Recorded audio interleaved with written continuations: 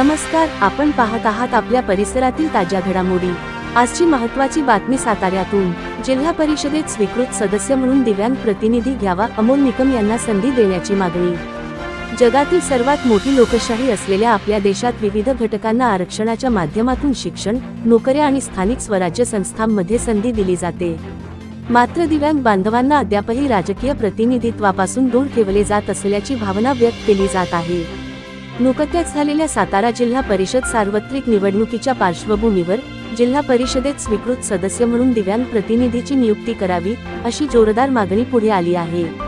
या पदासाठी दिव्यांग कार्यकर्ते अमोल निकम यांना संधी द्यावी, अशी अपेक्षा सातारा जिल्ह्यातील दिव्यांग बांधवांनी व्यक्त केली आहे।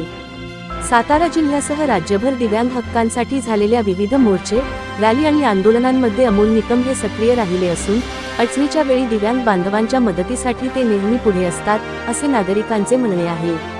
उच्च शिक्षित असलेल्या निकम यांना दिव्यांगांच्या समस्या जवळून माहीत असून त्यांचा आवाज थेट सभागृहापर्यंत पोहोचण्यासाठी त्यांना स्वीकृत सदस्य म्हणून संधी द्यावी, अशी मागणी दिव्यांग प्रेरणा सामाजिक संस्था यांच्या वतीने करण्यात आली आहे। संस्थेच्या म्हणण्यानुसार थेट निवडणुकांमध्ये दिव्यांगांसाठी स्वतंत्र राजकीय आरक्षण नसल्याने त्यांना प्रतिनिधित्व मिळणे कठीण जाते। जिल्हा परिषद आणि पंचायत समितीमार्फत अनेक योजना राबवल्या जात असल्या तरी त्या सर्व लाभार्थ्यांपर्यंत प्रभावीपणे पोहोचत नाही। त्यामुळे दिव्यांग प्रतिनिधी सभागृहात असणे आवश्यक असल्याचे सांगितले जात आहे। अलीकडच्या काळात दिव्यांग बांधवांच्या अडचणी वाढत असून त्यावर सातत्याने पाठपुरावा करणाऱ्या अमोल निकम यांना स्वीकृत सदस्य म्हणून संधी मिळावी, यासाठी जिल्ह्यातील अनेक दिव्यांग बांधव एकत्र आले आहेत। या मागणीवर जिल्हा परिषद प्रशासन काय निर्णय घेते, हे पाहणे महत्त्वाचे ठरणार आहे। अशाच स्थानिक आणि ताज्या बातम्यांसाठी आमच्या चॅनेलला लाईक, शेअर आणि सबस्क्राईब करा।